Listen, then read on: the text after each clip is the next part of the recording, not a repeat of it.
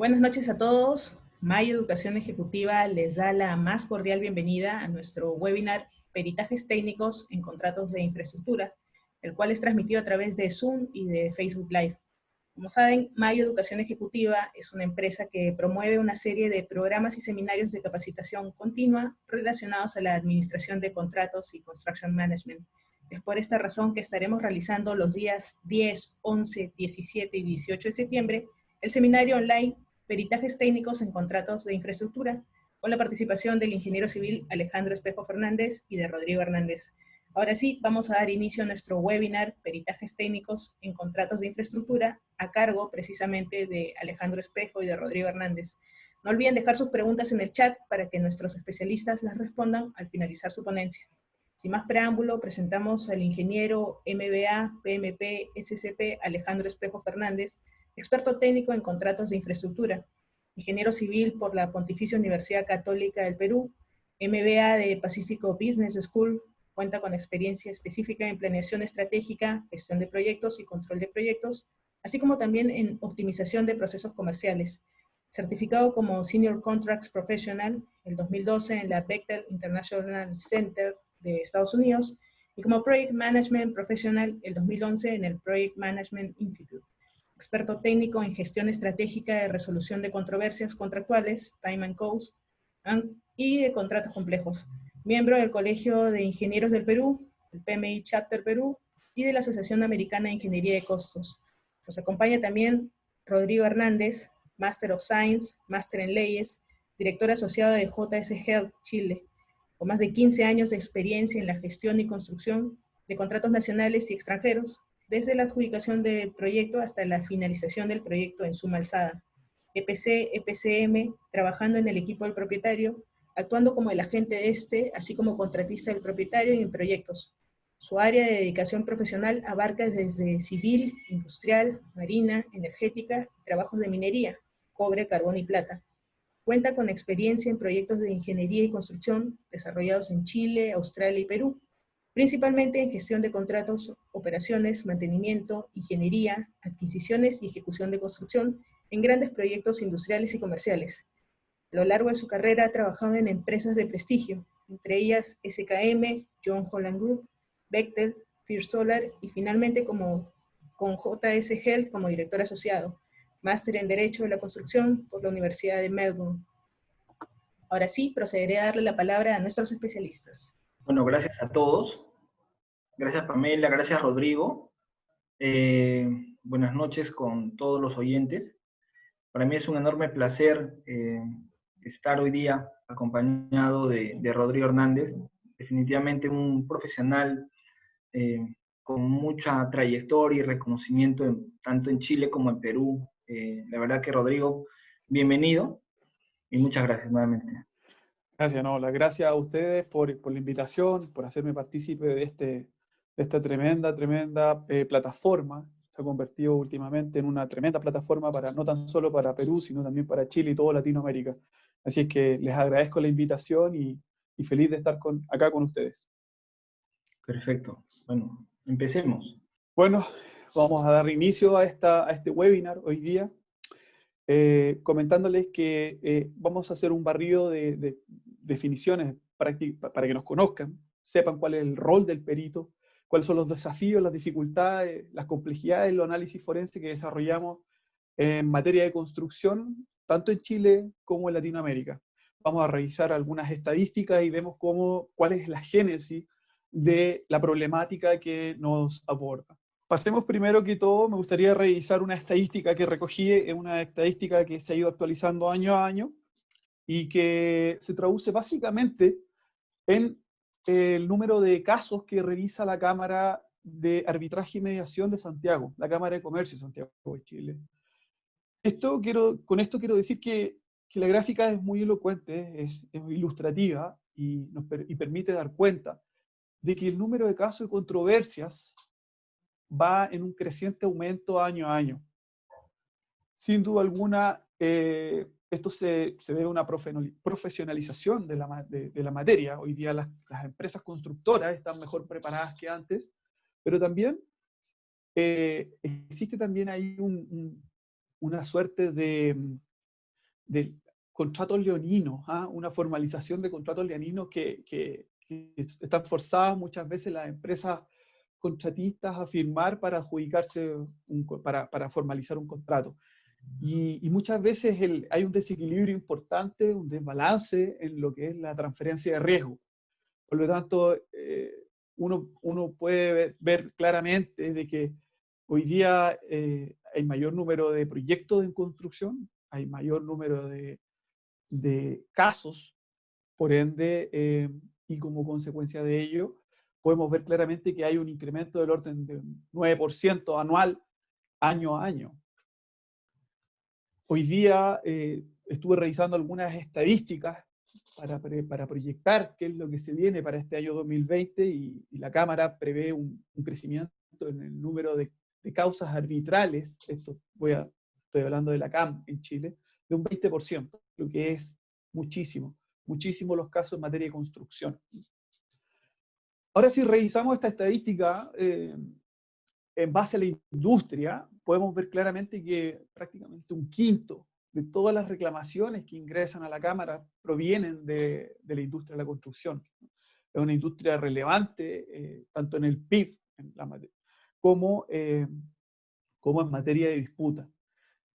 La construcción en Chile es una industria muy fuerte, es una industria consolidada, que nos permite ver con mucha claridad que todo el impacto que tiene negativo se traduce en mayores costos, y esos mayores costos muchas veces o son transferidos, son pagados directamente en materia de obras públicas, son pagados por el ministerio, o en caso de cuando son proyectos de infraestructura privada, son pagados por los mandantes, incrementando sustancialmente el costo de estos.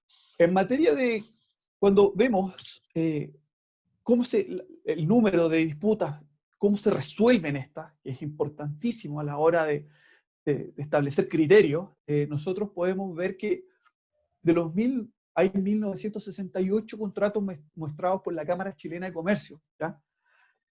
Y de este universo de contratos, un 74% fue resuelto entre las partes. Eso es lo que se aconseja. Nosotros aconsejamos que se resuelvan a nivel de proyecto, que no escalen, ¿ya? Cuando nos referimos a un escalamiento de la disputa, nos referimos a un procedimiento de mediación, de arbitraje, a un panel técnico, o definitivamente someterse al juicio de la justicia ordinaria. Como podemos ver, hay un 12% que se soluciona con participación de terceros y un 14% judicializado. O sea, quiere decir que hay un 12% que requirió de o mediación o de arbitraje. Y por último, un 14% de los reclamos fueron judicializados. Una cifra importante, si consideramos el número de contratos de la muestra. Esta estadística, Rodrigo, es bastante interesante. Si bien es cierto, refleja una realidad, digamos, propia de Chile, pero sí es importante los números, ¿no? Justamente. 12% con participación de terceros y 74% resuelto entre las partes, ¿no? Justamente. Ahora bien, esto me llama un poco a tener un poco de claridad respecto a lo que los contratos podrían estipular, ¿no? Contratos privados, sabemos que nos definen también diversos estadios para la resolución de controversias. Ellas pueden, obviamente, resolver una controversia a través de un peritaje técnico dentro del marco del contrato, que puede, en algunos casos, tener la participación de profesionales técnicos acordados por las partes, ¿sí? Correcto, eso es correcto. Y finalmente, claro, puede ser una controversia puramente técnica que se resuelva bajo ese mecanismo. Y lo otro que mencionabas, asociado a ese 12%, lo relacionado a una controversia que, claro, interviene ya profesionales o empresas consultoras, pero ya en estadios, vamos a llamar así, extracontractuales en arbitrajes, ¿no? Así es. Entonces, esto es importante, ¿por qué? Porque a veces uno cree que solamente un perito, ya entrando un poco al tema de fondo, participa pues en una fase arbitral, ¿no? Justamente, Los justamente. peritos también participan en fases dentro de la administración del contrato para Así es. resolver controversias técnicas que no necesariamente tienen un impacto de fondo que podría ser económico o de plazo, ¿no? Por ejemplo, Justamente. ¿no? Tenemos una controversia respecto a una interpretación, por ejemplo, de cierta normativa, a una discrepancia entre documentos técnicos, planos, especificaciones, que se supone que al no resolverse dicha controversia, evidentemente podría haber un impacto menor o mayor, y es ahí donde existe también, digamos, una línea de acción de los expertos para poder dirimir a favor, digamos, de las partes, si es que es blanco o si es que es negro, ¿no? Justamente. Justamente. Y eso creo que es importante mencionarlo. Obviamente depende, tú lo sabes bien, de la tipología del contrato. En el ámbito privado tenemos pues los contratos, como bien llamas tú, y acá también en Perú se llama así, los contratos que, bueno, son denominados leoninos, donde muchas veces pues los clientes imponen, digamos, ciertas condiciones contractuales a las empresas contratistas, y en algunos casos estos contratos en Perú, te cuento, son redactados considerando lecciones aprendidas que tienen bastante énfasis en ciertos proyectos, por ejemplo, de infraestructura minera, principalmente, donde tienen la participación de expertos externos, para resolver controversias estrictamente técnicas, ¿no? Eh, Correcto. y esto va a ir cambiando, en mi opinión, de cara, digamos, a tener métodos alternativos de resolución de controversias con los famosos contratos colaborativos que, bueno, hoy en Así día se es. usan mucho Tal cual. en la región, ¿no? Justamente. De hecho, comentarte que muchas de las veces, la oportunidad es que nosotros nos toca participar en ese 74, en ese mundo que tú ves ahí reflejado en un 74%, nos llaman justamente para colaborar a desintoxicar la relación mandante-contratista. Hoy día, ¿qué quiero decir con desintoxicar? Hoy día las partes en una disputa las posiciones están muy polarizadas, cristalizadas completamente, no hay un vínculo de comunicación, por lo tanto, lo mejor es la colaboración de un tercero externo, imparcial, completamente independiente, que ayude y colabore a desintoxicar esta relación y de esa manera poder darle fluidez a la relación, poder colaborar en buscar zonas de acuerdo y con ello seguir el rumbo del proyecto y con ello lograr un acuerdo comercial previo a una mediación o previo a un arbitraje. Sí, Entonces, nosotros generamos informes diagnósticos con mapas de calor para poder demostrarle a ambas partes la realidad en base a los hechos, ¿ya? Y no a derecho. Muchas veces nosotros decimos el perito es un experto en los hechos, no en derecho. Nosotros no somos abogados, nos venimos a evacuar opiniones jurídicas, eso no nos compete, pero sí a darle objetividad al problema. de acuerdo. Bueno, respecto al aumento de las controversias en contratos de construcción de las empresas consultadas, un 90% de las empresas consultadas tuvo algún tipo de divergencia. Y aquí quiero hacer un hincapié importante. La Cámara Chilena de la Construcción en el año 2018 hizo una distinción muy inteligente, encuentro yo, en mi opinión, de lo que es la palabra divergencia. En inglés nosotros todos llamamos claims. Claims hoy día es sinónimo de disputa, controversia, desaveniencia, etc. Y lo hizo de una manera muy inteligente porque la disputa tiene distintos ribetes, distintos matices. Y cuando nosotros hablamos de disputa, es importante identificar el nivel de gravedad de la disputa. Cuando nosotros traducimos la palabra claims al español, no es más que una solicitud de compensación. Muchas veces, cuando se ocupa, se entiende mal y se encienden luces de alerta innecesarias. Muchas veces cuando estaba en proyecto, llega una carta que tiene como nombre el título Claim. Y todos corren, desesperados, el gerente de proyecto, el contract manager, el director de proyecto, queriendo, es como un incendio. ¿Y qué sucede? Que genera pánico. Cuando lo único que está haciendo el contratista muchas de las veces está solicitando algo por lo que considera que tiene derecho. Compensación, está emitiendo una solicitud de compensación por algo que él considera un derecho contractual. ¿Y qué es lo que hace la Cámara Chilena de la Construcción en el año 2018?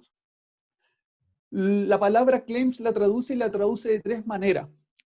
Desaveniencia, dice diferencias contractuales que fueron resueltas entre las partes. Las controversias, diferencias que fueron resueltas por un tercero ajeno. Y los conflictos son diferencias que debieron ser resueltas en instancias judiciales. Entonces, le da este matiz de caracterización que lo hace muy atractivo en términos de poder manejarlo en el día a día. Hoy día no todo entonces es conflicto y no todo es controversia. Es importante destacar que nosotros tenemos desavenencias y que las desavenencias, por ende, deben ser manejadas por las partes a nivel de proyecto. Por lo tanto, cuando decimos que si han tenido divergencias, quiere decir que si han tenido desavenencias, un 90%, ha tenido algún tipo de discrepancia, disputa, no necesariamente un claim. Y un 10% indica que no ha tenido divergencias, que no ha obtenido absolutamente nada. Y ahí es donde yo quiero hacer hincapié justamente en lo que tú acabas de decir. Me atrevería a decir con mucha seguridad que ese 10% es justamente trabajos de contratos colaborativos, que hoy día debiera ser el rumbo que debiéramos todos tomar. Sí, ahora bien, un poco para complementar lo que mencionabas, ¿no? Es claro, o es clara la frase que tú señalas, ¿no? El rumbo que debemos tomar. Finalmente, basado, digamos, en un espíritu, digamos, sensato, de colaboración, bajo un concepto, obviamente, primario de lo que implica, pues, la firma de un contrato. La firma de un contrato es asignación de riesgos a las partes que están en mejor posición de asumirla, definición de roles, responsabilidades, derechos y obligaciones, pero el objeto del contrato es la ejecución física de un proyecto, ¿no? A favor de un cliente, y este cliente como responsabilidad primaria es, oye, pagar por el trabajo que se está realizando efectivamente conforme a especificación técnica, conforme a contrato en toda su extensión. Y es claro que nadie quiere tener controversias, nadie quiere tener, digamos, la posibilidad de incurrir en sobrecostos de pagos, pues, a entidades o centros arbitrales, a esperar, por ejemplo, que se resuelva, por ejemplo, una controversia que de repente, a vistas de un contratista no tiene, digamos, posibilidad de que el cliente tenga razón y viceversa, ¿no? Pero las relaciones antagónicas, pues, son recurrentes en la industria de la construcción, en la mayoría de países del mundo, por no decir todos los países. Y es claro que tenemos que también ser conscientes y opinar de una manera contundente de que el futuro, digamos, en Chile, en Perú y en demás países hermanos, es el poder minimizar, mitigar, prevenir las controversias, y para ello pues hay que desplegar una serie de acciones, obviamente ya conocidas por muchos. Tocaste un punto súper importante, Alejandro, y quisiera destacar solamente una cifra. Este año se emitió el informe de disputas a nivel mundial por la prestigiosa consultora Arcadis. ¿Qué es lo que hace Arcadis? Toma las disputas a nivel global. Y las cifras que demuestra este estudio, este análisis, que realiza año a año el Global Construction Disputes, nos indica que en promedio las disputas a nivel global, acá está considerando Norteamérica, el Reino Unido, Europa continental y Medio Oriente. No están las cifras de Sudamérica, pero el orden de magnitud, para que ustedes conozcan, en disputas por proyectos promedio es de $33 millones. 33 millones de dólares. Y el promedio de duración de resolución de disputa asciende a 17 meses. O sea, hoy día los proyectos Esto da clara evidencia de que los proyectos hoy día están siendo muchísimo más onerosos de lo que estaba previsto ejecutarlos. Correcto. Hoy día, una cifra adicional, el reclamo más grande reportado el año 2019, este reporte es de ahora 2020 con cifras del 2019, asciende a 2 billones de dólares en Medio Oriente. El reclamo más grande reportado el año 2019. Es para que la audiencia tenga un orden de magnitud y pueda dimensionar el cáncer que hay detrás de esto. Correcto, ¿no? Buen aporte. Definitivamente es una realidad. Y bueno, y finalmente para ello estamos los peritos, ¿no? Los peritos finalmente somos profesionales que nos dedicamos, digamos, a tratar de, bajo una perspectiva objetiva, bajo un juicio sin sesgo, bajo una independencia probada, tratar de emitir un juicio, ¿sí? Obviamente a través de un informe técnico que finalmente, basado en hechos, como tú ya lo mencionaste, basado en hechos objetivos, en documentación contemporánea, en hechos fácticos, y obviamente obrando con la verdad absoluta, poder emitir nuevamente una opinión técnica que pueda tratar de resolver una controversia entre las partes, ¿no? Ahora bien, las variaciones en los contratos que finalmente podrían derivar en claims, como ya los he mencionado, porque finalmente un contratista, pues, como tú dices, siempre parte por una solicitud de compensación que es denegada, ¿no? Ya sea por una causa diversa, y esto obviamente se da porque los proyectos pues, son cambiantes, ¿no? Se da porque las condiciones en el contrato se modifican por diversas razones, ¿no? Porque existen pues aumentos en los metrados, disminuciones en los metrados que podrían afectar a los costos del contratista, podrían modificar las condiciones pactadas comercialmente hablando, y también relacionado, por ejemplo, a factores externos e imprevistos, ¿no? Un caso puntual y actual, ¿no? No es posible no mencionar a lo que estamos viviendo todos, y es pues el COVID-19. El COVID-19 definitivamente va a marcar, creo yo, también un antes y un después en la forma en la cual se conciben las controversias, ¿no? Hay mucho que hablar ahí. Definitivamente tenemos pues todos los costos relacionados a la implementación de los planes de seguridad, la implementación de infraestructura, que soporte los planes que finalmente son requeridos en las obras. Lo segundo es lo relacionado, por ejemplo, a los stand-bys, los claims relacionados a desmovilizaciones, removilizaciones, y algo que está empezando a tomar fuerza y que yo creo que también va a ser un aspecto que va a ser complejo de evaluar, dependerá del proyecto, obviamente, la complejidad y de aspectos técnicos y contractuales, será el impacto que van a sufrir o los impactos que van a sufrir los cronogramas debido a la impredictibilidad del cómo se va a desarrollar el saldo o los saldos de obra que restan en los proyectos, ¿no? O sea, cómo saber si la productividad se va a mantener estable, si los rendimientos van a aumentar o mejor dicho, disminuir en un porcentaje de cuánto, hablamos de 15, 20, 30%, 50%, será transversal a todas las partidas de construcción, habrán algunas partidas que se vean más afectadas que otras. Entonces, es todo un desafío y finalmente eso está relacionado a los factores externos e imprevistos, ¿no? Igual antes de la firma del contrato, ¿no? Una distribución no equitativa de los riesgos conlleva pues, a controversias técnicas, impactarán en plazos, impactarán en costos, ingeniería de detalle incompleta, deficiente, ¿no? Aprobada quizás tardíamente, un expediente técnico que nace con fallas es una causa, si no la más importante, que conlleva tener controversias, ¿no? Y lo que yo mencionaba, ¿no? No solamente controversias que derivan un sobrecosto explícito de los costos directos e indirectos relacionados a la ampliación de plazos, sino también a controversias técnicas, ¿no? Que podrían perjudicar el avance de las obras.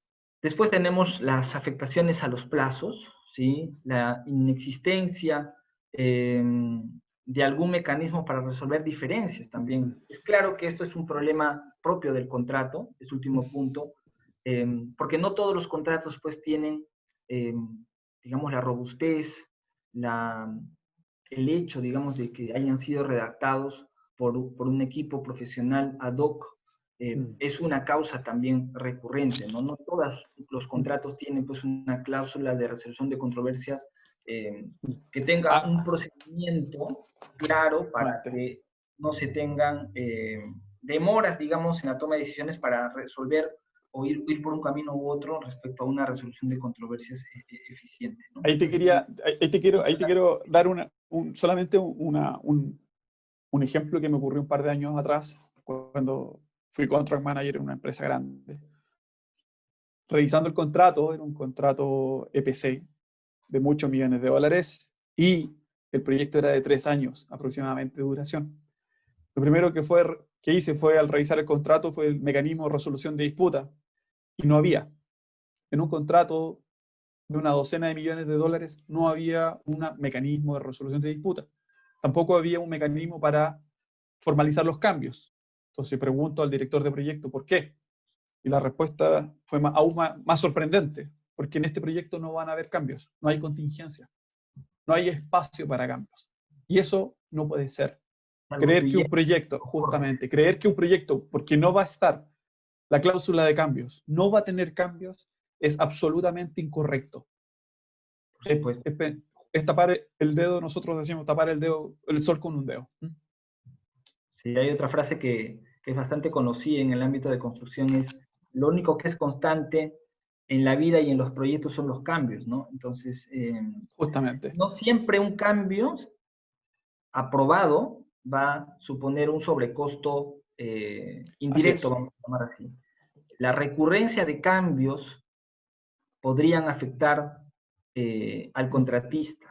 Y si es que el contratista es capaz de demostrar dichos sobrecostos por la existencia de cambios recurrentes, todos lo sabemos, evidentemente será una situación en la cual el contratista podría tener cierta ventaja, ¿no? Si es que logra demostrar esta cuantificación.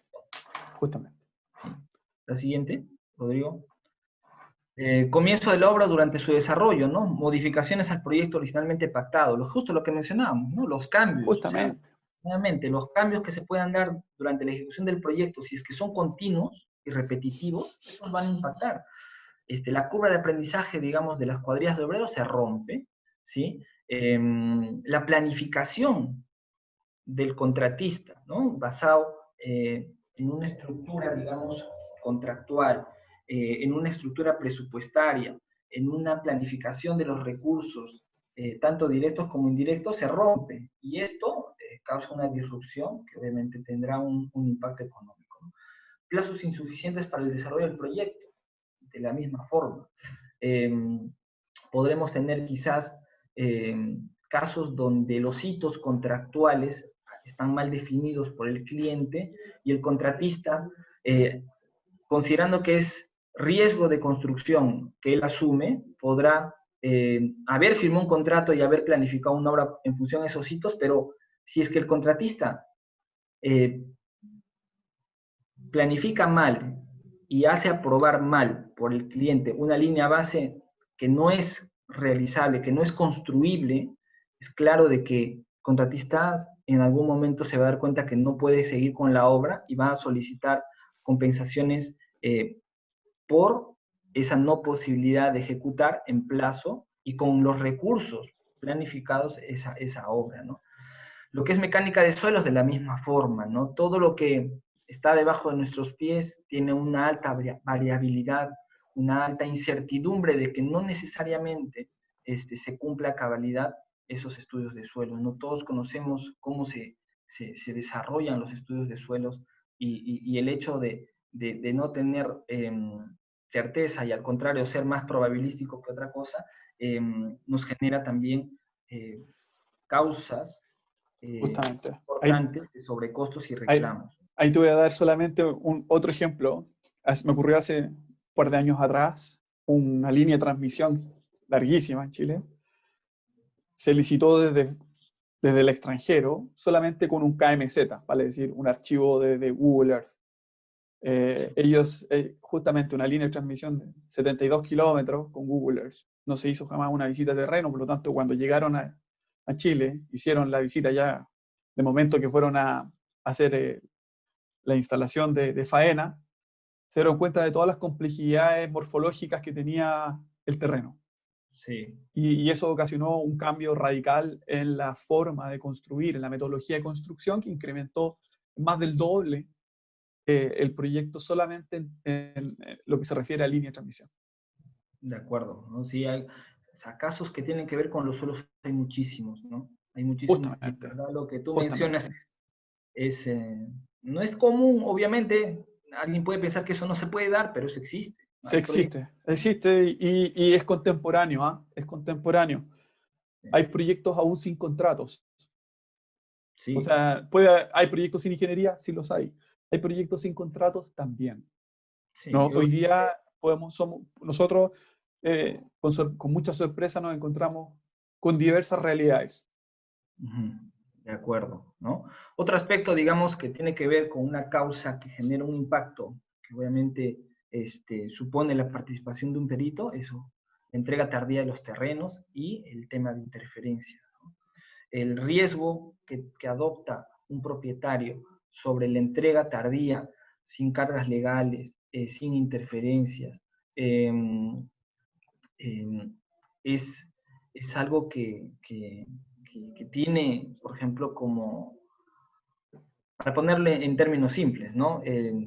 Tenemos el Metro de Lima Línea 2, el gran proyecto que se ejecuta en Perú, tiene un problema real de conocimiento público que está relacionado con la entrega tardía de las De áreas los para la terrenos. construcción del proyecto, ¿no? Correcto.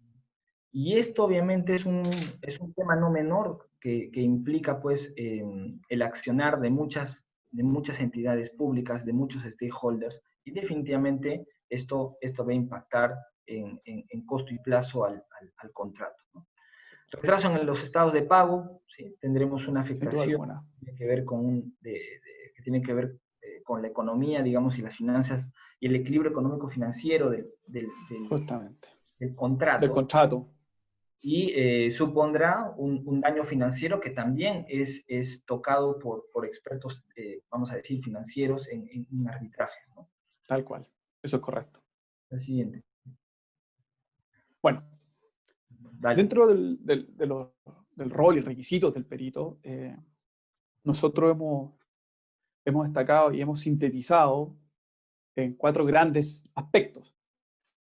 Entre ellos me gustaría, en lo personal, destacar que el rol del perito en esta materia es prestar asistencia al tribunal en materias técnicas científicas propias de su especialidad. Estamos hablando de la ingeniería y la construcción. Por lo tanto, maximizar los esfuerzos por aportar información al tribunal sobre la base de los documentos aportados al expediente es una de los grandes es uno de los grandes roles que cumple. ¿Por qué? Porque nosotros no podemos solamente limitarnos a exponer nuestra imposibilidad de pronunciarnos sobre una materia por inexistencia de información o porque la información es imperfecta.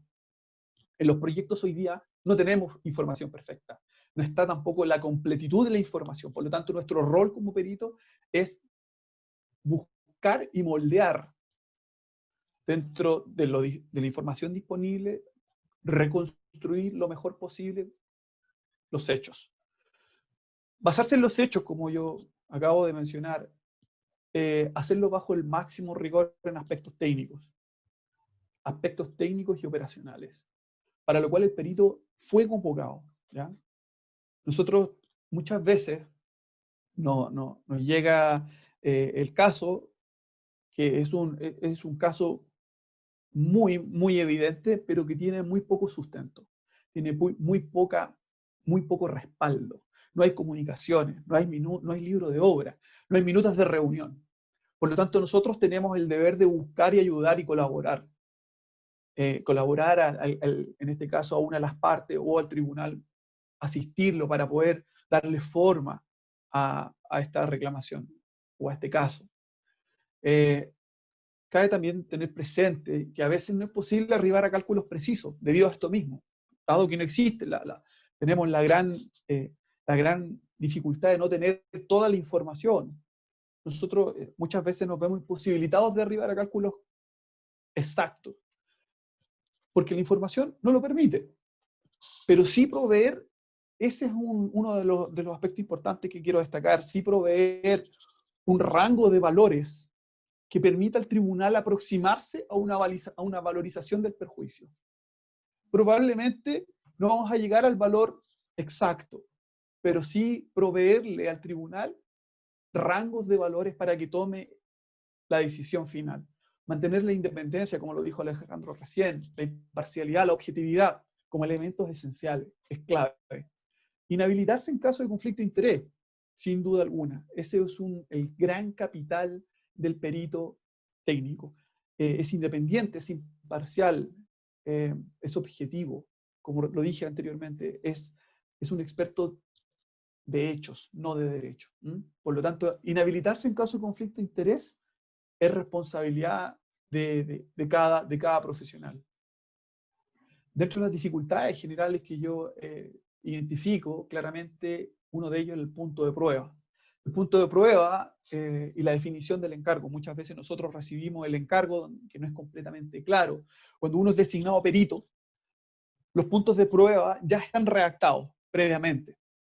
Por lo que la redacción muchas veces no es tan clara como uno quisiera desde el punto de vista técnico y tenemos que tratar de dilucidar en algunos aspectos cuál es el encargo real. La ingeniería no es blanco y negro, tiene matices y por lo tanto es importante saber cuál es el encargo del informe, qué es lo que hay que desenredar. En algunos casos no es posible acceder a información adicional, por ejemplo. Nosotros nos hemos visto expuestos a que los puntos de prueba están definidos previamente y por lo tanto no hay más información. Y el problema más grave de eso es que muchas veces las cartas que te entrega el expediente o los documentos hacen referencia a documentos que no están precisamente dentro del expediente. Por lo tanto, eso es un tremendo desafío para los peritos. Otro aspecto importante es que las disputas de construcción, en algunos casos, bien nacen cuando ya el proyecto está muchas veces al término de la construcción, o se pretenden resolver cuando ya el proyecto está al término de la construcción o cuando el proyecto está en operación. ¿Y por qué es tan importante mencionar este punto? Porque en esa instancia el hacer una inspección en terreno se ve muy limitada. Por lo tanto, es recomendable en ocasiones, por ejemplo, hacer visitas que busquen ilustrar cuál fue el problema, qué lo ocasionó y hacer mediciones en terreno, ya sean topográficas, levantamientos, toma de muestras. Tenemos un caso, por ejemplo, donde el problema es la acidez del agua. Hemos tomado muestras para resolver cuál fue justamente la acidez del agua y qué provocó el desmoronamiento, el desprendimiento de algunos hormigones. Por otra parte, nos hemos visto expuesto también a la gran cantidad de volumen de documentos que hoy día, antes era en papel, hoy día estaba digitalizado, pero la gran cantidad de volumen de documentación muchas veces no aporta, no aporta a resolver la disputa, ¿ya? Y cuando uno solicita la información, te entregan 500 gigas de información, muchos de ellos correos electrónicos, que es lo que nosotros como peritos estamos llamados a hacer, a leer y revisar toda la documentación disponible. Y muchas veces esas horas ese incremento de horas también se traduce en incremento en los costos y un retraso en la evacuación del informe final. Por lo tanto, es importante sintetizar el nivel de información y organizarlo. Eso es mantener un control documental eficiente, permite también después, en caso de disputa, ceñirse solamente a la información de la disputa y no a toda la información del proyecto. Por lo tanto, no es tan fácil entender a cabalidad lo que ocurrió solamente leyendo la demanda o la contestación, la réplica, la dúplica, ¿ya?, de las partes. Muchas veces los hechos fueron mucho más complejos que lo que se expone en los documentos. La ingeniería, como mencioné, no es blanco y negro, ¿eh? Entonces es importantísimo tener los que hemos estado expuestos en terreno, tenemos plena claridad de que los hechos son mucho más complejos y obedecen, ¿cierto?, al momento, a la voluntad de las partes, a cómo fueron los hechos. Muchas veces nosotros discrepamos de ciertas órdenes de cambio, de ciertas modificaciones al proyecto, y no sabemos que el proyecto está a 400, 500 kilómetros de la zona urbana más cercana. Y eso se traduce en distintos niveles de complejidad del proyecto y de la problemática. Sí, no, Rodrigo, lo has dicho bastante bien, bastante sintetizada en verdad la lámina. Yo solamente voy a complementar como un requisito, y el rol también del perito es ya el momento de la audiencia, ¿no? Definitivamente una cosa es redactar o realizar todos los procesos lógicos, digamos, y dentro de las buenas prácticas de gestación de actividades periciales para finalmente tener como un entregable final el informe pericial, pero hay una fase que es la audiencia, ¿no? Y en la audiencia, evidentemente, toca hablar al perito, y el perito tiene que ser una persona, pues, que tenga competencias relacionadas con una adecuada comunicación, ¿no? Tiene que ser una persona que transmita confianza, que transmita veracidad, y obviamente la credibilidad que él tiene que saberla defender y demostrar de cara al tribunal, ¿no? Hay muchas recomendaciones, por ejemplo, que se tiene en la industria relacionado a cuáles son las acciones que debe desplegar un perito en la audiencia, ¿no? Es claro que la comunicación no verbal suma mucho, ¿no? Un perito tiene que transmitir calidez, tiene que transmitir seguridad, tiene que tener el contacto visual con el tribunal arbitral, tiene que estar seguro, por ejemplo, de las conclusiones y de todos los procesos de desarrollo de análisis técnico que han llevado a esa conclusión, y tiene evidentemente que estar muy claro con lo que él y su equipo, porque la realidad es que en ocasiones el perito pues no trabaja solo, o sea, hay un equipo detrás, un equipo que lo soporta, pero finalmente es el perito que testifica, ¿no? Y que muestra al tribunal arbitral las conclusiones de ese informe, que va a tener que un poco mostrar lo que menciono. Esto no es menor, tiene mucho que ver, digamos, la parte final de testificación en ocasiones para tener el éxito en convencer, ¿no? Positiva y fielmente, basada en hechos, basada en toda la documentación contemporánea. Y es claro también de que tiene que existir, de cara a todo lo que estoy mencionando, una estrategia positiva para nuevamente tener éxito en la exposición que se va a hacer en la audiencia. Sí. Así es. No, completamente de acuerdo contigo, Alejandro. O sea, el análisis forense justamente se basa en tratar de entender qué ocurrió, quién lo provocó, cómo ocurrió, cuándo ocurrió, cómo impactó, que es tremendamente importante. O sea, se requiere de un análisis completo, causa-efecto, determinar la causalidad. Y para eso es fundamental contar con elementos que son básicos dentro de un proyecto, como es la programación inicial, el programas build, en caso de que existan. En caso de que no existan, por ejemplo, contar con seguimientos mensuales de esos programas. Muchas veces hemos encontrado que nos entregan planillas Excel para ilustrar una secuencia de actividades, pero no tiene ningún vínculo, que es importantísimo al momento de impactar un programa. Por lo tanto, yo creo que hoy día el desafío es de la industria, el desafío más que del perito, es de la industria de profesionalizar el project management para que tener herramientas potentes de defensa y de reclamación ante el caso de una eventual discrepancia. De acuerdo. A mí en lo personal, y yendo un poco más al detalle, me gustaría tocar el punto de distinguir los atrasos y las disrupciones. Muchas veces nos ha tocado a nosotros tratar de ilustrar cómo se impactó el proyecto y nos hemos encontrado con las partes completamente confundidas acerca de términos que son completamente diferentes. El término de cómo se manifiesta, por ejemplo, un atraso y cómo se manifiesta una pérdida de productividad. El término, distinguir los atrasos y las disrupciones, que son términos completamente distintos, uno asociado la pérdida de productividad al esfuerzo que hace el contratista, ¿cierto? Por lograr una unidad de producción versus el atraso, que es un evento que genera una prolongación en la duración del proyecto, en su totalidad. Y estos términos muchas veces suelen ser confundidos, por lo tanto, nuestra misión también es tratar de orientarlos de la mejor manera para que puedan determinar efectivamente qué es pérdida de productividad y qué es un atraso. Y después de identificar, dentro de esta gran discusión, identificar qué es una pérdida de productividad y qué es un atraso, calcularlo. Hay distintas metodologías para calcular tanto los atrasos como la pérdida de productividad.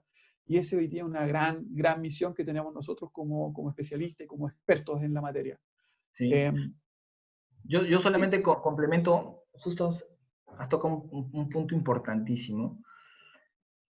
Claro, el rol del perito, entre otras cosas, es también agarrar la información, ponerla, digamos, de la mejor forma posible para que el tribunal entienda ciertos aspectos técnicos que muchas veces, inclusive los profesionales técnicos, ingenieros, no lo entienden, ¿no? Así o sea, es.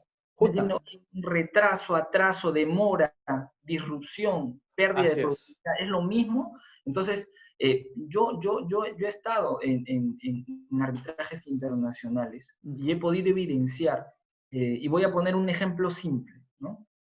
Teníamos ya muchos días de audiencia, ¿no? Donde habían testificaciones de los testigos, de las exposiciones periciales, y más o menos al 60-70% de todo lo que implicaba, digamos, las sesiones de audiencia, uno de los miembros del tribunal hizo una pregunta técnica absolutamente impensada, ¿no? Textualmente dijo, oye, ¿a qué se refieren cuando hablan de muro bufa, por ejemplo? Oye, pero la discusión técnica tenía que ver con este concepto. Y era impensado de que este miembro del tribunal arbitral haga una pregunta cuando la controversia estaba pensada en, obviamente, haber entendido desde etapas tempranas este concepto técnico.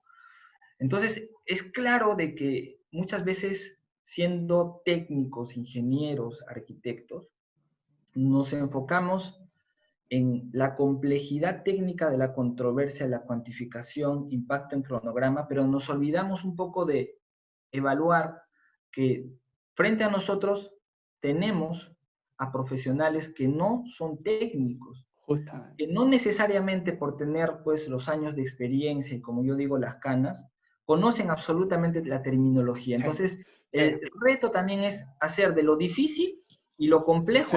Sí, completamente de acuerdo. Sí, nosotros, sí. Una definición justamente. Que no sea entendida utilizar un lenguaje claro, un lenguaje simple, y aunque la ingeniería suele ser compleja, le brinda un tremendo capital a los informes periciales, justamente. Totalmente de acuerdo, ¿no? Estoy completamente de acuerdo contigo, Alejandro. Sí. Pasamos a la siguiente lámina. Así es. Me parece que esta es la última, Rodrigo, ¿no? Sí, estamos prácticamente en tiempo y esta sería la última. Justamente, mira, básicamente el proceso, a pesar de que difiere de un país a otro, tienen ciertas similitudes, y con esto quiero decir que de una u otra manera los procesos son más o menos similares, siendo ya sea designado como perito como por la comisión arbitral o por tribunales de justicia ordinario. La designación parte, ¿cierto? El proceso parte de una designación del peritaje, una revisión de la información por parte del perito, que es ahí donde yo les comento que hemos tenido casos con 10 gigabytes de información, otros casos con 200 gigabytes de información, que se hace muy complejo el organizarlo y analizarlo para poder comenzar la estructuración del informe. Posteriormente tenemos una audiencia de reconocimiento, una audiencia que se lleva a cabo de manera, bueno, en este caso hoy día las audiencias se están realizando virtuales, pero lo común es hacerlo presencial, donde uno jura como perito cumplir con los roles, apegarse a las reglas de la objetividad, la independencia, y presentar cuáles son los años, las credenciales y los años de experiencia. Presentar el monto de la oferta y el plazo de evacuación del informe. Posteriormente, lo que sigue en este proceso es el desarrollo del peritaje. Dependiendo del peritaje, puede tardar entre 3 meses a 1 año. Un peritaje en donde participa un equipo multidisciplinario de profesionales expertos para poder darle cuerpo y redactar este informe final que se entrega. Hay instancias en las que se entrega para observación o comentarios, y otras donde se evacúa finalmente sin comentario de las partes ni parte del tribunal, y simplemente se evacúa el informe como presentación final. Bueno, para culminar, muy a grandes rasgos, ¿qué es lo que nosotros hacemos? Identificamos, ¿cierto?, la línea base, la verificación de los cambios de condiciones. Hacemos un análisis de pertinencia, el derecho contractual que le llamamos, para identificamos la causa raíz de la problemática, de la materia que está dando objeto a esta reclamación, los impactos, que se traducen en los efectos que tuvo la causa de este incumplimiento contractual, y por lo tanto eso nos permite a nosotros, a través de este análisis bien genérico, poder establecer cuantías de incumplimiento contractual o cuantías de establecer responsabilidades y cuantías respecto a lo que se está reclamando. Si es que eso es todo, creo que no se nos quedó. Bueno, hay mucho por opinar, mucho por discutir, mucho por conversar acerca de esta materia que es tan apasionante, pero que el tiempo es limitado, es un recurso limitado, igual que los proyectos. Por lo tanto, hacemos uso del buen uso del tiempo, valga la redundancia, y dejamos este espacio para preguntas. Sí, tienes toda la razón respecto a que hay mucho que hablar todavía. O sea, hay diversos tipos de peritajes, ¿no? Hay tipos de peritajes, hay tipos de análisis. No hemos hablado de análisis, por ejemplo, de costos, de reclamaciones que tienen que ver con costos directos, costos indirectos, cómo se calculan los generales, qué información contemporánea normalmente se evalúa, cuáles son las metodologías para el cálculo de los gastos generales. Finalmente, lo relacionado, como tú ya expusiste, al tema de pérdida de productividad, que tiene su propia ciencia, llamemos así. Hay una serie de métodos alternativos y métodos preferidos por clientes, por contratistas.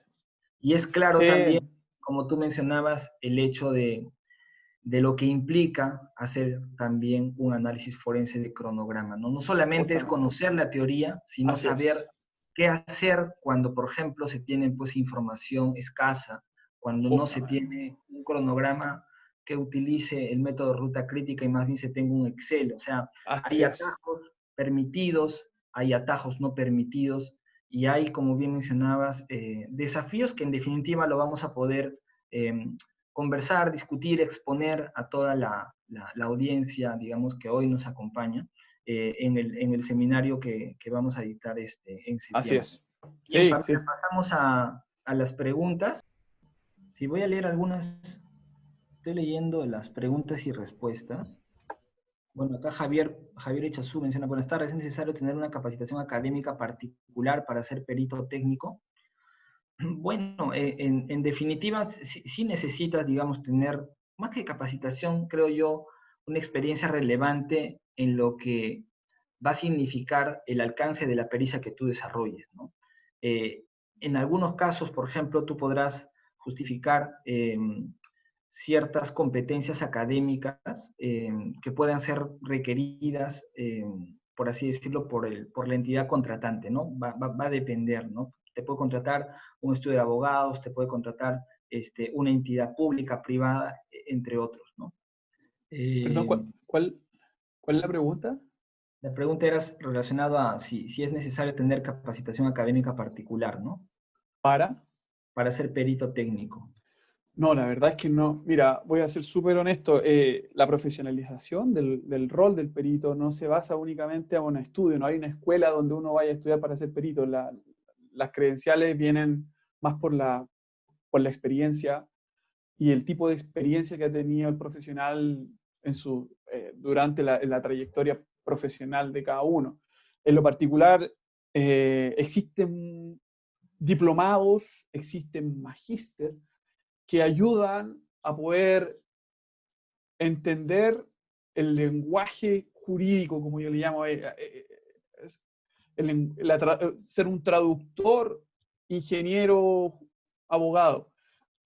Sin duda alguna, los contratos hoy día son redactados por abogados, pero son interpretados y administrados por ingenieros.